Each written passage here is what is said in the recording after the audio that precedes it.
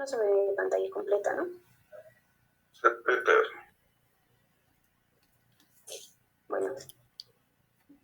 Bueno, hasta que se comparta mi pantalla completa, ahora sí.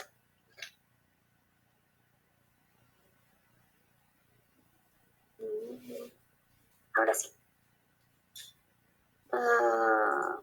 Bueno, chicos, entonces yo les voy a compartir miotonías esta noche. Para empezar, vamos a definir qué son las miotonías. Sabemos que esta se va a definir a la miotonía como una contracción prolongada e indolora de ciertos músculos que ocurre luego de una breve estimulación mecánica. Podría ser miotonía de percusión y que también se expresa como un retardo de la relajación después de una contracción voluntaria, que sería la miotonía de acción. Pasando rápidamente a la clasificación, vamos a hablar de que la miotonía se puede dividir en tanto distróficas como no distróficas. Y entre las no distróficas vamos a encontrar las miotonías congénitas y también las paramiotonías congénitas. En cuanto a la miotonía distrófica, esta es una enfermedad multisistémica de gran variabilidad fenotípica que se caracteriza por la atrofia muscular, miotonía, anormalidades cardíacas y cambios distróficos en tejidos no musculares. Y la atrofia muscular aparece generalmente en la tercera década de vida, ¿no? Esta es una miotonía que va a estar caracterizada por tener una herencia autosómica dominante con penetrancia casi completa. Y este defecto va a estar en como acá vemos en la imagen, este defecto se va a encontrar a lo largo del cromosoma 19. En cuanto a la fisiopatología, nosotros vamos a ver que hay una mutación del gen DMPK en el cromosoma 19, va a haber la repetición trinucleotídica de citosina, timina, guanina, y el resultado va a ser en un empalme y función anormal de estos genes, afectando a las células musculares cerebrales y asimismo cardíacas. Y va a provocar una disfunción de los canales de cloruro de los músculos esqueléticos y una incapacidad de las fibras musculares para relajarse. Y bueno, la expresión prolongada de las repeticiones que desde este gen van a provocar la presentación más temprana de los síntomas y también el aumento en la severidad de los síntomas que se van a presentar en cada generación subsecuente, ¿no? En cuanto a también vamos a encontrar la distrofia miotónica de tipo 2, que va a haber una mutación del gen CNBP, que también es conocido como ZNF9, en el cromosoma 3, y va a haber una expansión de las repeticiones de tetranucleótidos de citosina, tiamina y guanina. Y va a dar lugar a un empalme y una función similarmente entre los genes anormales. En cuanto a la clínica, bueno, nosotros vamos a ver que va a afectar principalmente al elevador del párpado, a la musculatura facial, musculatura facial, al mastetero, esternocleidomastoideo, también a los músculos del antebrazo humano y pretibiales, y también va a haber este compromiso muscular se puede asociar también se van a asociar ortosis palpebral, arrugas y calvicie frontanelas que van a tener una fase caracterizada en estos pacientes, ¿no? En cuanto a características clínicas que no son de los músculos, de la musculatura, nosotros vamos a encontrar taquicardia, aumento del intervalo PR, bloqueo cardíaco, prolapso de la válvula mitral, disfunción ventricular izquierda. También van a haber opacidades del cristalino, retardo mental leve, de leve a moderado, y también alopecia frontal, que es temprana y este es característico, y va a haber atrofia testicular con deficiencia androgénica, impotencia y esterilidad. También va a haber ginecomastia y hiperostosis de los huesos frontales y calcificaciones de los ganglios basales. acá podemos ver, ¿no? Una alopecia frontal que aparece de manera temprana y que esta es característica. En cuanto al diagnóstico, dada que hay una variabilidad genotípica, hay pacientes que en realidad pueden ser normales, pero que no se está expresando la enfermedad, ¿no? Sin embargo, podemos nosotros encontrar los diagnósticos como electromiografía, también biopsia muscular, resonancia nuclear magnética y cerebral, y en cuanto al pronóstico, nosotros encontramos que la mayoría de los pacientes van a requerir silla de ruedas o quedan postrados dentro de 15 a 20 años y mueren tempranamente por infección pulmonar. En cuanto a la miotonía no distrófica, vamos a hablar de su clasificación. Esta podemos tener la miotonía congénita, la paramiotonía congénita, y la miotonía congénita vamos a encontrar la enfermedad de Thomsen y la enfermedad de Becker, y también el síndrome de Schwartz y Jampel.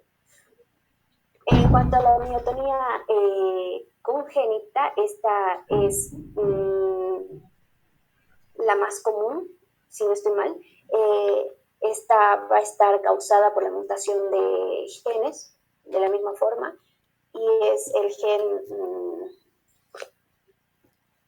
CN1, y este va a generar la rigidez muscular, descargas repetitivas de potenciales de acciones, lo cual va a generar una hiperexcitabilidad muscular intrínseca, y este se va a deber a dos mecanismos. Se va a deber a dos mecanismos, ¿no? La disminución de la conductancia al cloro y también la alteración en la actividad del canal de sodio. Entonces es importante saber que los canales de sodio son responsables de la iniciación y la propagación del potencial de acción, y los canales de cloro están involucrados en la mantención del potencial de membrana en reposo. Bueno, sabemos que esta es una enfermedad de tipo dominante. La de Thomsen es una enfermedad dominante, y la de Becker o miotonía congénita generalizada va a ser una enfermedad de tipo recesiva. En cuanto a la enfermedad de Thomsen, vamos a hablar que se va a caracterizar por la miotonía desencadenada por una contracción voluntaria forzada, y que es más pronunciada después del periodo de inactividad. Va a tener contracciones que son repetitivas, alivian la miotonía y permiten que los movimientos posteriores sean más rápidos y también más efectivos, y puede ser agravada por la exposición al frío y se va a presentar en casi la mitad de los pacientes. En cuanto a la clínica, nosotros vamos a ver un paciente que va a tener una apertura lenta de los ojos al iniciar la marcha también. Los miembros inferiores se van a tornar rígidos, va a haber torpeza en los movimientos, caídas frecuentes, estrabismo y musculatura desarrollada que va a generar hipertrofia. Se va a generar hipertrofia. En cuanto al diagnóstico, lo propio, ¿no? Como en el anterior, electromiografía, y también la CPK, que se puede o no estar elevada. Como mi compañera Jimena mencionó en su anterior exposición, nos hizo una comparación entre la enfermedad de Thomsen y la enfermedad de Becker. En cuanto a la enfermedad de Becker, esta tiene una prevalencia se va a estimar que esta tiene una prevalencia de 1 a 50.000 pacientes, que va a predominar en los hombres a razón de 3 a 1.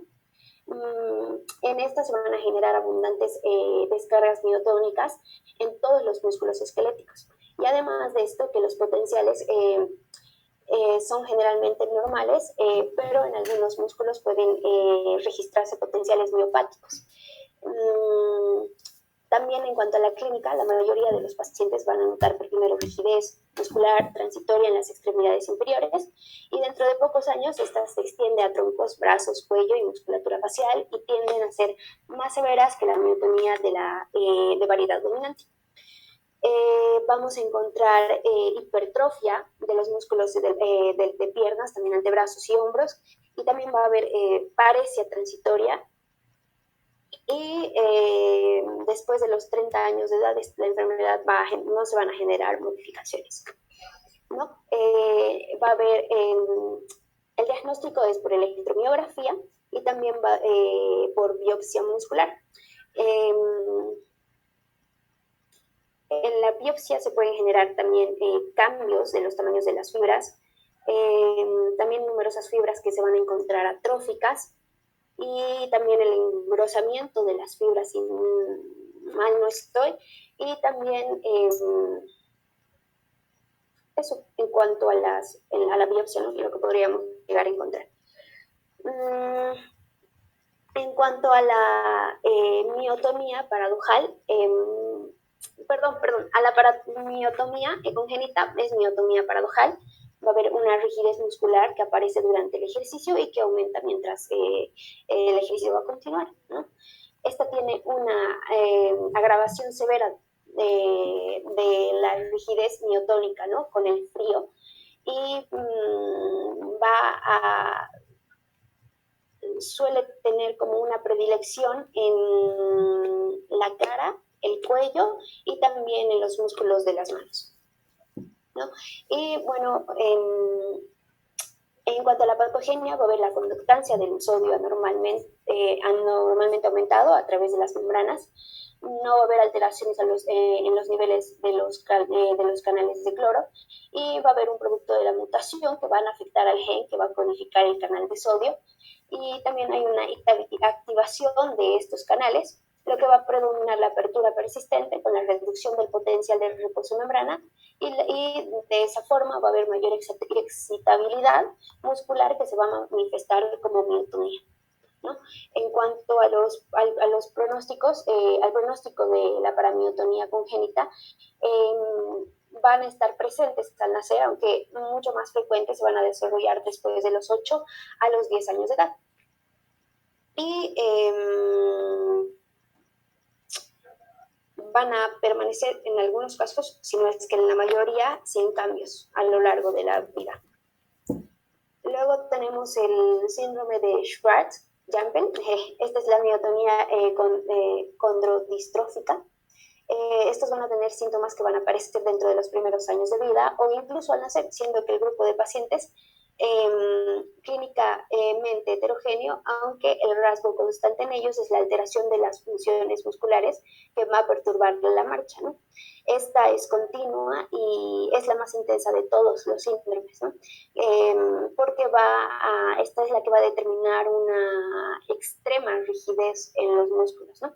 Y los síntomas, como ya había mencionado, van a aparecer después de los 3 años. Y en cuanto a la genética, esta patología en realidad va a ser de forma autosómica recesiva. Y bueno, acá abajo vemos que también se va a ver implicada el locus en el cromosoma 1P. Se ha visto un estudio que se ha visto involucrado este gen en diferentes familias, ¿no? En cuanto al tratamiento en general, este es no específico, ¿no? Para detener y revertir la evolución. Hay que, en esfuerzos terapéuticos, para generar independencia del paciente y también así evitar las complicaciones. Y el abordaje multidisciplinario van a ser dieta variada y equilibrada, ejercicio físico regular, para así evitar la atrofia por el desuso y mejorar el control metabólico y también evitar los ejercicios de resistencia. En cuanto a la fisioterapia, hay que mantener la fuerza, prolongar la movilidad y funcionalidad, el estiramiento activo y asistido o pasivo y marcapasos, el cardíaco, ¿no? En caso de que haya alteraciones cardíacas en el paciente, sin síncope, más el bloqueo cardíaco y también farmacológico, que ahora voy a explicar un poco más sobre eso, que sería en pacientes que tienen miotonía, es fenitoína más arritmia, que sería el mexiletina, y cuando es severa, hay somnolencia severa, es el modafinil.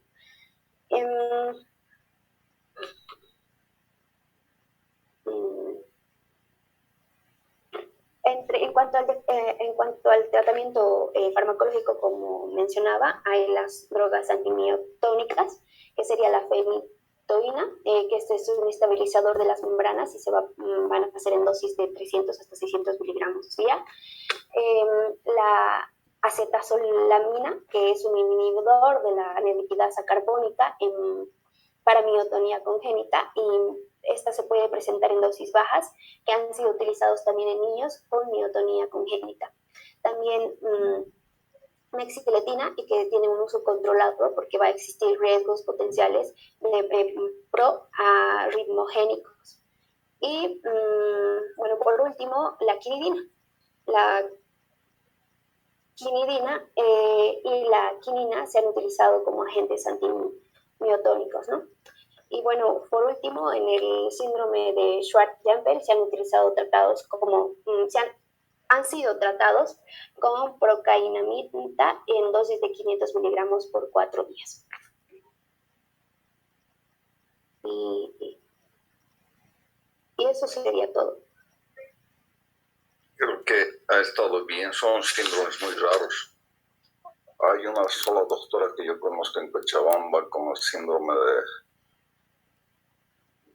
del hombre de hierro, que dice que funciona con carbamazepina, phenytoína, y no hay caso, no son enfermedades que no tienen cura, son anomalías genéticas como las que han oído. Es difícil, muy difícil. Son cuadros rarísimos, pero durísimos. Ok, yo creo que con eso es suficiente. Vamos, neuropatías.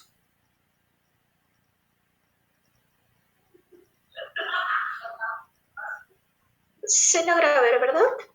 Se logra ver. Listo. Entonces voy a empezar. Ok, voy a empezar con el tema de neuropatías. Para empezar, el contenido del tema, que básicamente van a ser estos puntos. Empezando con la introducción, vamos a ver que debemos recordar que los nervios son parte del sistema nervioso periférico y estos van a emerger a partir del sistema nervioso central. Estos tienen una composición que va a ser, un nervio está compuesto por fascículos axónicos y estos están cubiertos por un epineuro. A su vez, los fascículos están cubiertos por un perineuro y estos axones que están cubiertos por algunos por una vaina de mielina que son producidas por las células de Schwann. También es importante recordar que en las células neuronales, en las neuronas propiamente dichas, tenemos los nodos de Ranvier que van a ayudar a conducir el impulso de una manera saltatoria y de esta manera que sea más rápido. En la definición de qué son las polineuropatías, esta es parte de un espectro de trastornos neurológicos que afecta la integridad y la función de los nervios periféricos, entendiendo como neuropatía un término general que puede referirse a cualquier trastorno de un nervio o nervios que afecten al sistema nervioso central o al periférico. Pueden ser tanto los nervios que salen del tronco encefálico como los que salen de la médula espinal.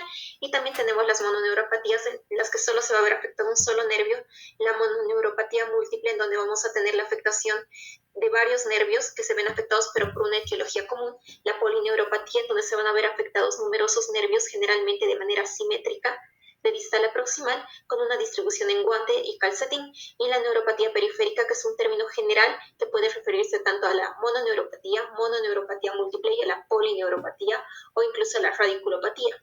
En cuanto a la epidemiología, tenemos que básicamente la prevalencia es de 2.5 a 5% en la población general. La prevalencia aumenta con la edad claramente porque está en relación con algunas veces con traumatismos. El número de las causas de polineuropatía se estima en aproximadamente 100.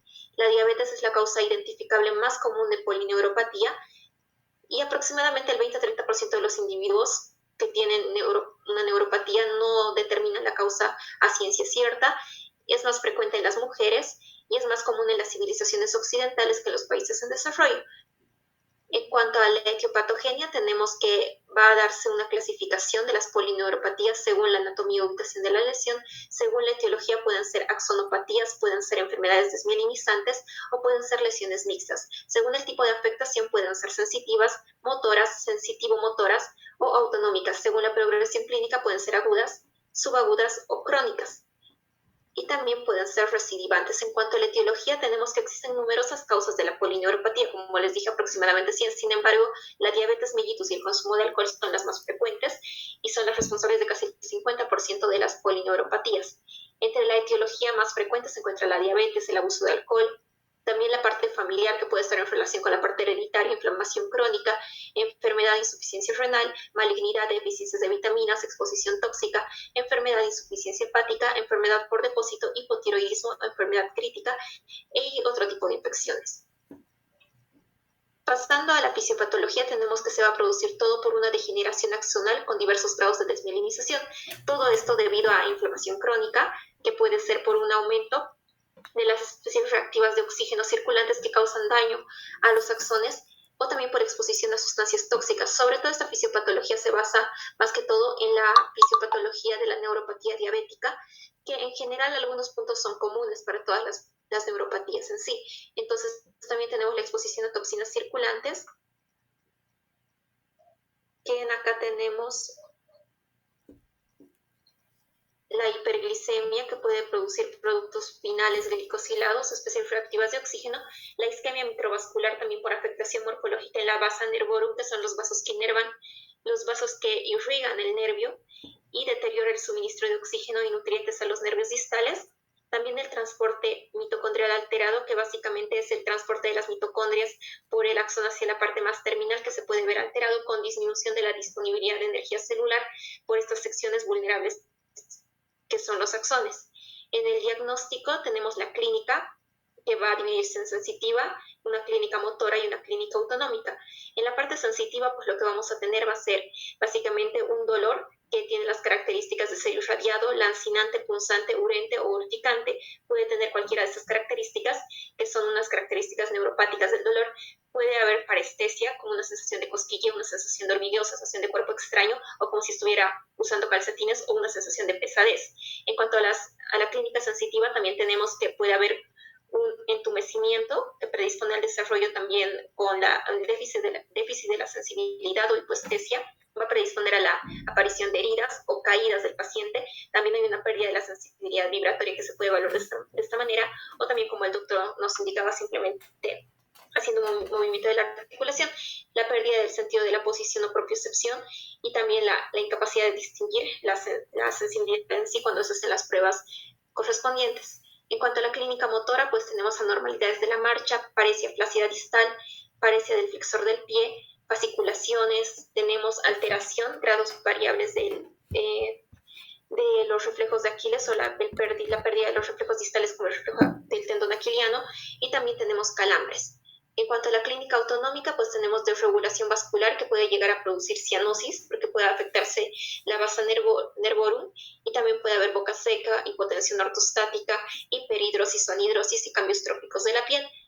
En cuanto a la clínica, también es importante dividir las neuropatías en sí en mononeuropatías y polineuropatías para ver la clínica, que estas pueden ser agudas o crónicas, y las polineuropatías a su vez pueden ser hereditarias o adquiridas.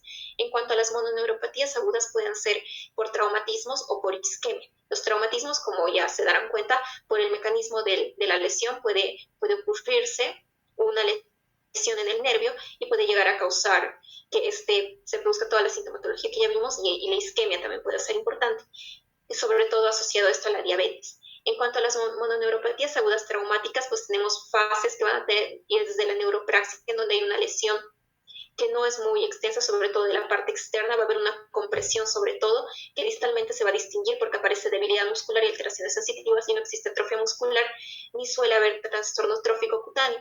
La axonognesis va a haber. En esta ya hay un daño de los axones y va a haber signos y síntomas de tronco lesionado, y de acuerdo al nivel de la lesión puede producirse parálisis distal a la lesión, amiotrofia, acompañada de alteraciones de la sensibilidad y trastornos tróficos. También puede haber anhidrosis, atrofia de la piel y disminución del crecimiento del vello, además de pérdida de la huella dactilar. En la neurogmesis puede haber signos y síntomas similares a los de la axonogmesis, y básicamente esta es ya una lesión mayor, incluso del tronco axonal y del tronco del nervio en sí. Entonces es una lesión más extensa que produce signos y síntomas parecidos con la parálisis y amiotrofia igual. En cuanto a las mononeuropatías agudas isquémicas, son menos frecuentes que las traumáticas y se debe a una disminución del flujo en la vasa nervorum. y estas van a producirse por vasculitis o cambios crónicos vasculares en sí. Las mononeuropatías crónicas tenemos que pueden ser por dos cosas principales, por atrapamiento o por tumores.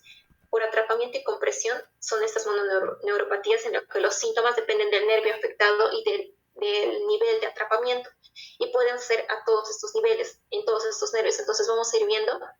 En las mononeuropatías por atrapamiento y compresión tenemos la del nervio torácico largo, en donde se lesiona con cierta frecuencia el cuello por traumatismos o cirugías, o también adenopatías, y esto es el nervio que inerva el músculo cefalto anterior, que es el que pone fijo a la escápula, y su parálisis va a producir una separación del omóplato y una escápula alada al extender el brazo hacia adelante. Y en cuanto al nervio axilar,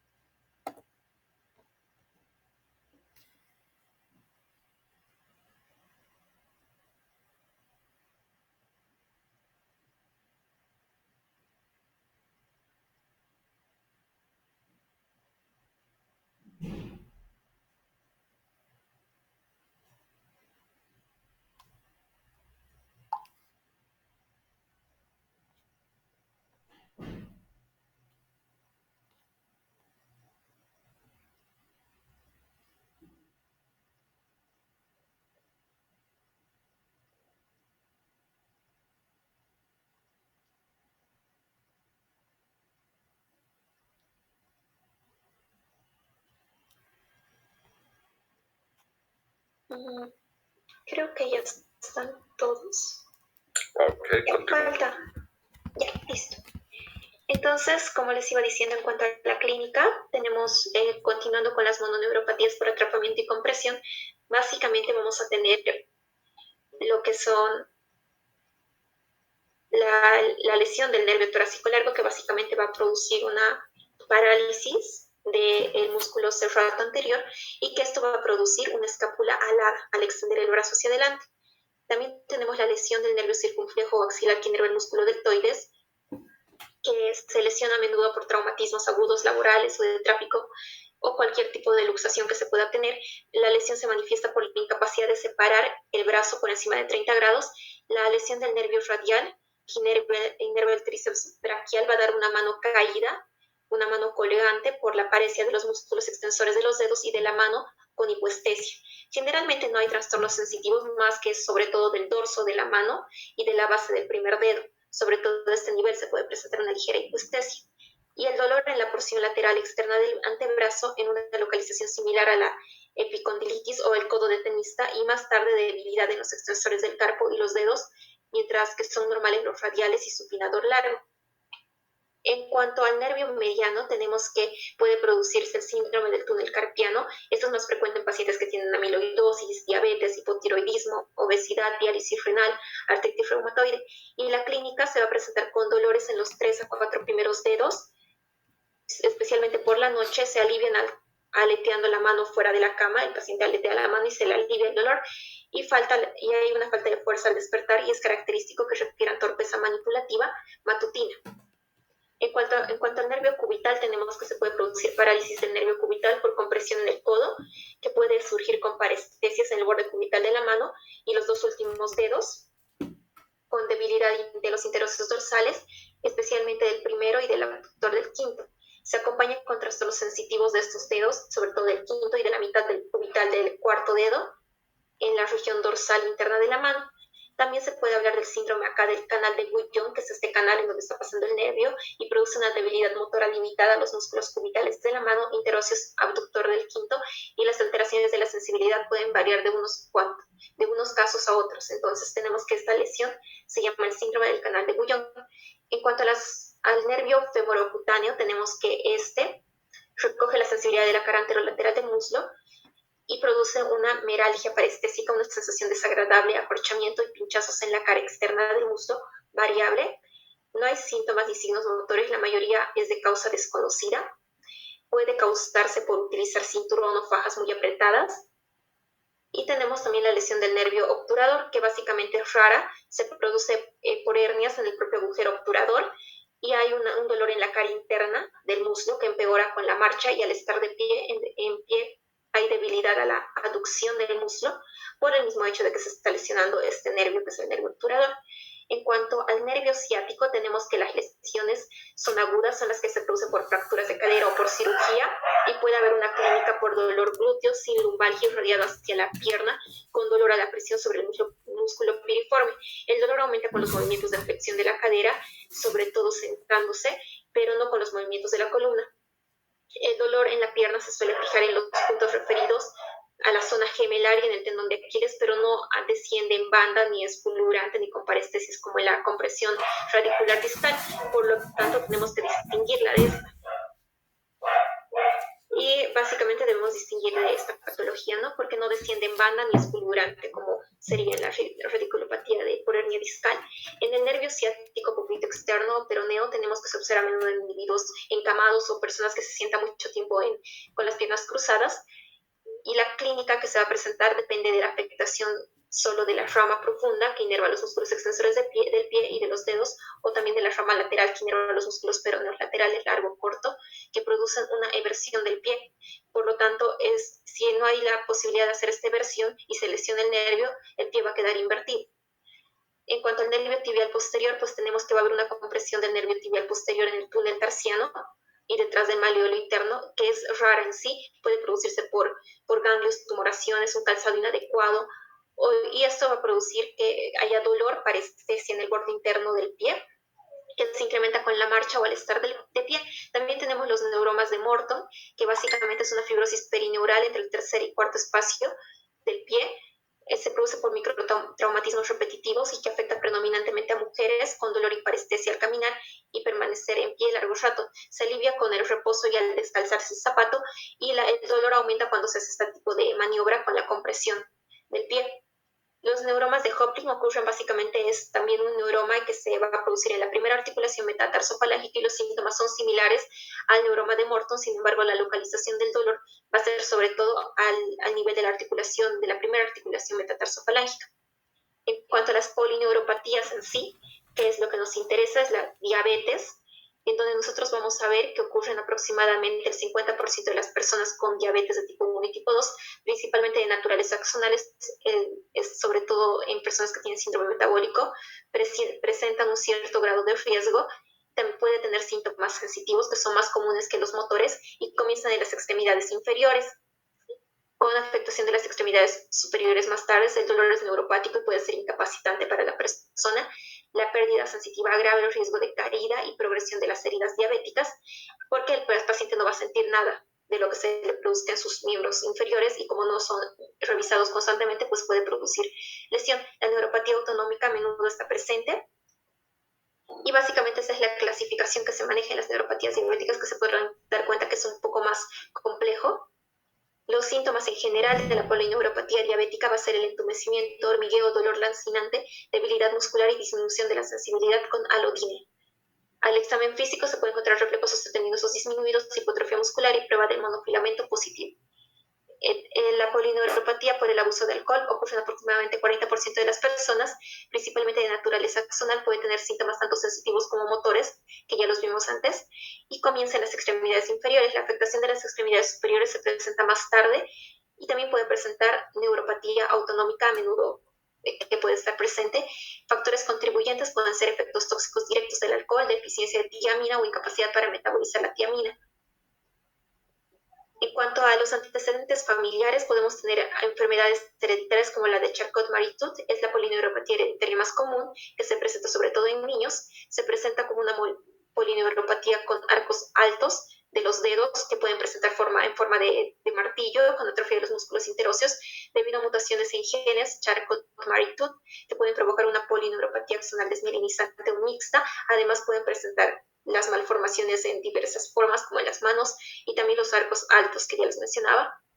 Y básicamente hay genes que están en relación con este tipo de polineuropatía hereditaria, que pueden ser todos estos, desde CMT1, 2, 3 y 4. Y que esto en general es más complejo, que no les voy a mostrar, simplemente para que lo sepan. También hay la ataxia de Friedreich, que es una condición hereditaria que causa debilidad progresiva y cambios neurológicos, generalmente se presenta en la infancia tardía. Y en los antecedentes clínicos, ya para el diagnóstico, es importante realizar la toma de antecedentes completos que tenga el paciente, antecedentes médicos, familiares, exposición a medicamentos, y la parte familiar también para las polineuropatías hereditarias, o también hacer una buena historia clínica respecto a las sustancias que consume el paciente.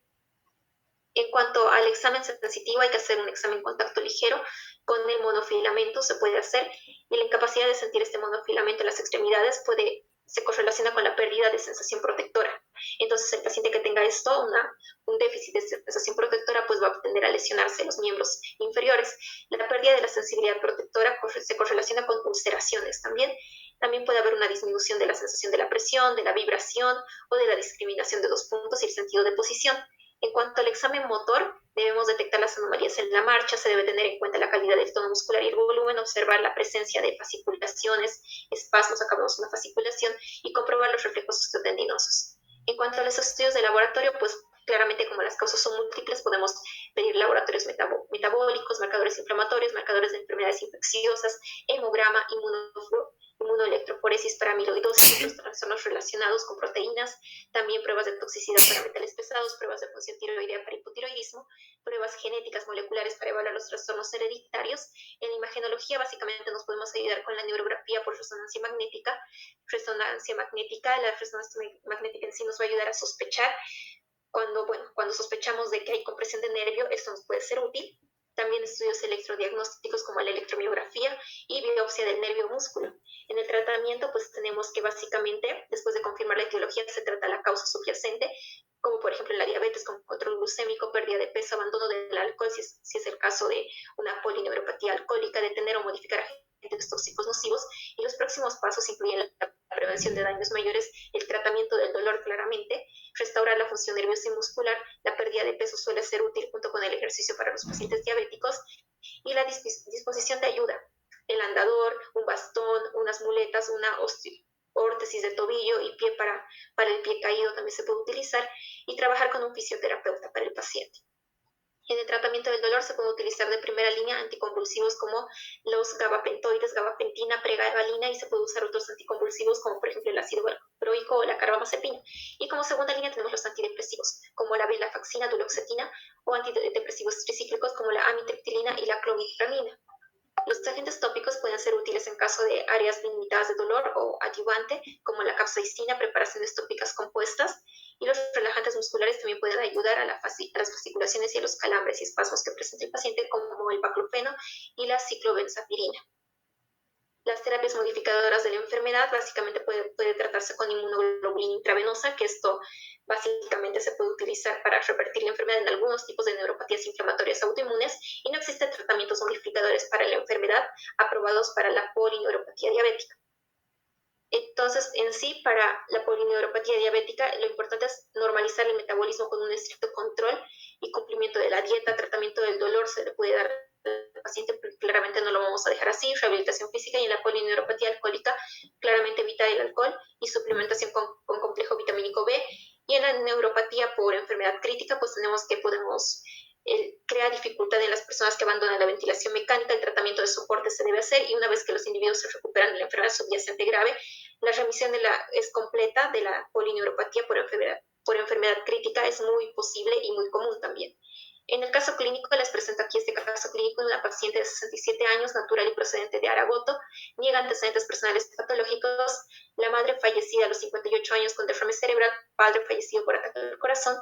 La paciente refiere que siempre fue gordita, entre comillas, y acude desde hace 2 años porque presenta una baja de peso progresiva, además de polidipsia, poliuria, ocasionalmente cefalea, mareos, tinnitus. Acá se podrán dar cuenta que claramente se trata de una sintomatología de diabetes en sí. Cefalea, presenta aumento de volumen de los miembros inferiores, dificultad para colocarse los zapatos. Además, progresivamente presenta adormecimiento de los miembros inferiores, que eso nos debe llamar la atención, y ocasionalmente refiere que siente dolor cuando se refresca las piernas. Al examen físico presenta una presión arterial de 164/96, frecuencia cardíaca 82, frecuencia respiratoria 18, temperatura 36.8. La piel está seca, predominio de miembros inferiores, edema en los miembros inferiores simétricos, se evidencia varices en ambos miembros. El tórax y la parte cardiovascular están sin alteraciones de importancia, abdomen sin alteraciones, reflejos osteotendinosos disminuidos con solo una cruz, simétricos, y hay disminución de la sensibilidad en 2/3 de ambas piernas con hipotrofia muscular en ambos miembros. Estos son los síntomas que nos llaman la atención: la polidipsia, poliuria, pérdida de peso y el dolor de cabeza y el tinnitus que tiene la paciente. La presión arterial, que vemos que está alterada, tiene una hipertensión. También vemos que hay edemas. En las varices también nos tienen que llamar la atención en este caso. Y también la graduación de los reflejos osteotendinosos, que vemos que se encuentra en un grado 1, que básicamente sería una hiporreflexia. En cuanto a todo lo que es el problema de salud, pues tenemos que se presenta ahora con todos estos problemas que vemos en este momento, y que básicamente esto nos da una pauta para decir que la paciente, por todo lo que tiene una polineuropatía diabética en miembros inferiores. Que esa sería nuestra hipótesis diagnóstica. Estas son mis referencias y gracias.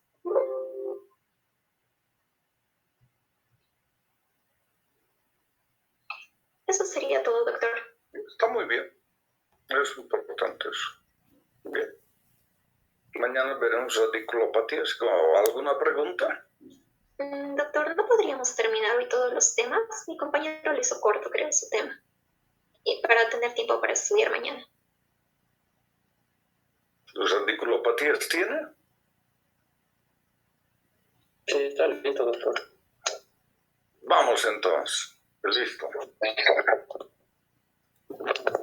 permite? Sí, pero no me hagan quedar mal en el examen de mañana, por nada más, así van a tener toda la noche para estudiar, toda la mañana para estudiar. Sí, sí, doctor.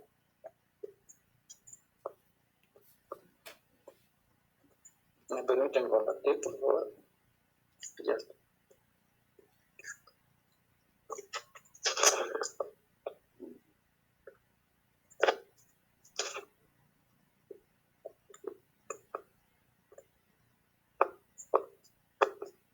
Ya continuando con radiculopatías, vamos a entrar a la definición. Esto es una disfunción de la raíz nerviosa espinal que puede manifestarse con dolor, debilidad, alteraciones sensitivas y en los reflejos miotáticos en un territorio anatómico determinado que varía en función del nivel afectado. En la radiculopatía, como ya les decía, es una pérdida o disminución de la función sensitiva motora de una raíz nerviosa, misma que se encuentra distribuida en un dermatoma específico. También la radiculopatía o la lesión de la raíz nerviosa es una causa más común de dolor en el cuello, el brazo, la espalda baja y las extremidades inferiores. En su etiología tenemos trastornos neoplásicos, infecciones, inflamatorios, metabólicos, vasculares, y la más frecuente es la hernia de disco. Después tenemos anomalias congénitas y las menos frecuentes también la evolución traumática de raíz nerviosa.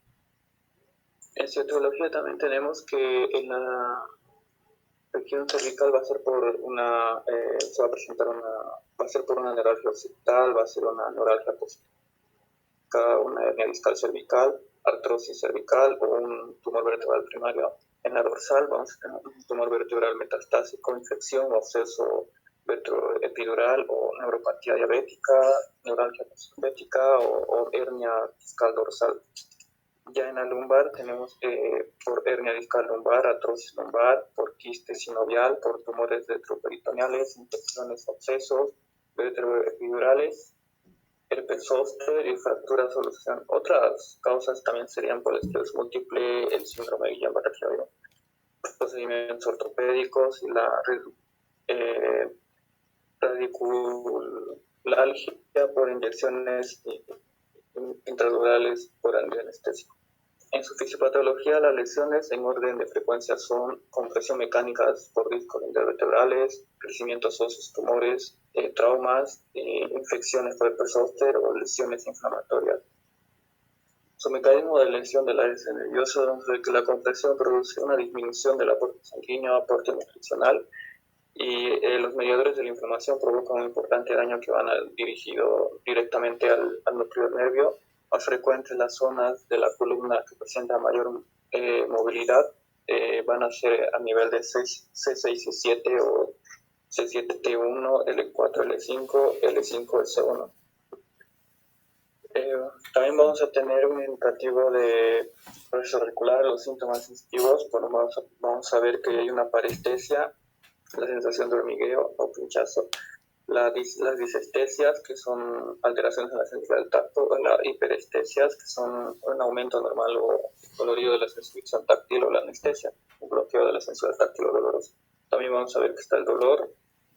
Entonces, las manifestaciones clínicas por los niveles, ya sea en C4, va a haber un dolor en la parte inferior del cuello, trapecio con parestesias que afectan la parte inferior del cuello y la cintura escapular superior. En C5 vamos a tener que un dolor en el cuello, el hombro, aparte del antebrazo, con parestesias, entumecimientos que afectan a esta última área. También debilidad del deltoides, del bíceps, del manguito rotador y disminución de los reflejos hospitales. En la C6, dolor en el borde del trapecio y en la punta del hombro, que a menudo irradia hasta el pulgar, con parestesia sin compromiso sensitivo de la misma área. También debilidad del bíceps y disminución del reflejo bicipital y brachioradial.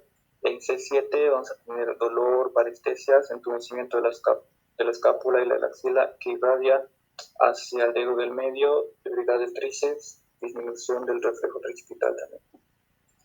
Y en las radiopatías lumbares vamos a tener que en cualquiera de las torácicas se va a encontrar disestesias en banda alrededor del tórax, por ejemplo en el T4, en el pezón o T10 del ombligo.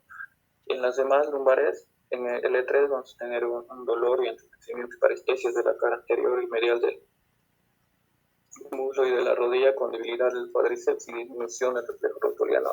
En el E4 van a tener dolor y entumecimiento de parestesias de la cara medial de la pierna y el tobillo, y debilidad del cuádriceps y dorsiflexión del tobillo y disminución del reflejo patelar. En el E5 van a tener dolor en las nalgas, en la parte posterior lateral del muslo, las pantorrillas, el pie, caída del pie con debilidad de los muslos, tibial anterior, tibial posterior y peroneo, y pérdida sensitiva de la cara anterolateral, de la parte inferior de la pierna y del dorso del pie. En S1 vamos a tener dolor a lo largo de la cara posterior de la pierna y de la nalga. También sensibilidad del muslo gastrocnemio medial con deterioro de la flexión plantar del tobillo, pérdida del reflejo del tobillo y pérdida sensitiva de la parte lateral del tobillo y del pie. En su diagnóstico clínico ya sienta más en anamnesis. En la exploración física vamos a ver que hay una observación del movimiento, la evaluación de la fuerza del tono muscular, la sensibilidad de los reflejos y búsqueda de signos de afectación medular, como por ejemplo en la maniobra de Spurling, que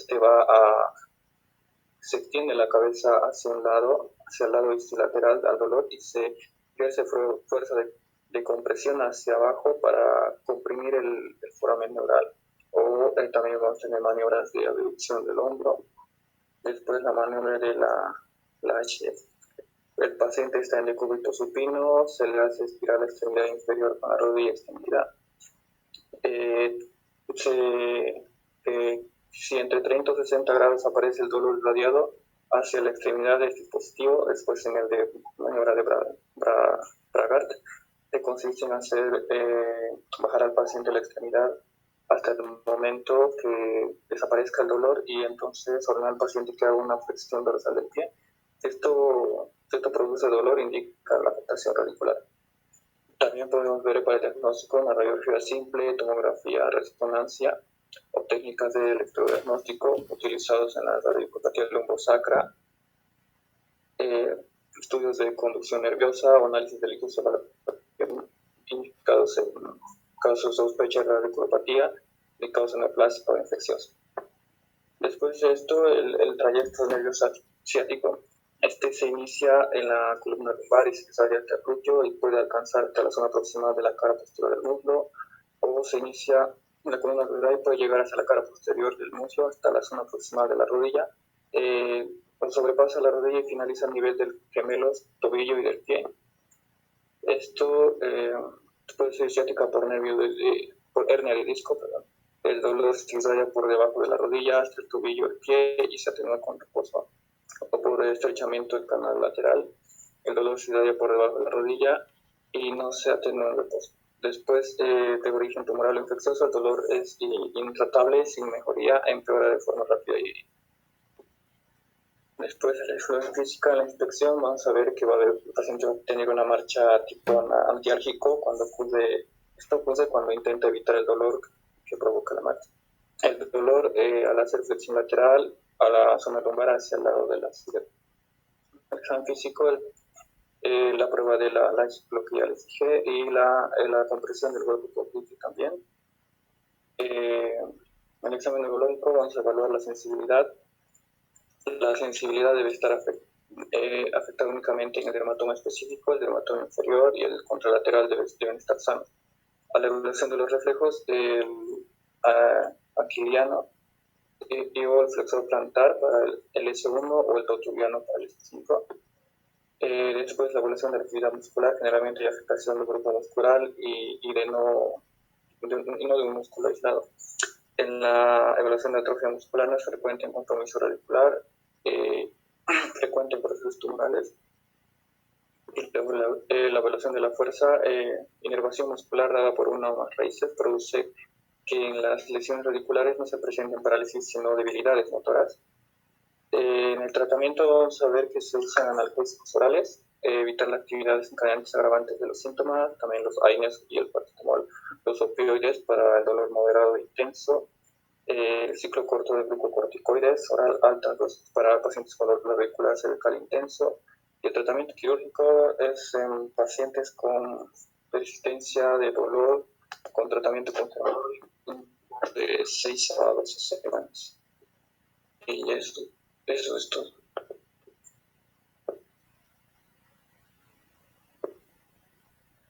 Sí, está bien. No había mucho más en los radiculopatías. Ok, perfecto.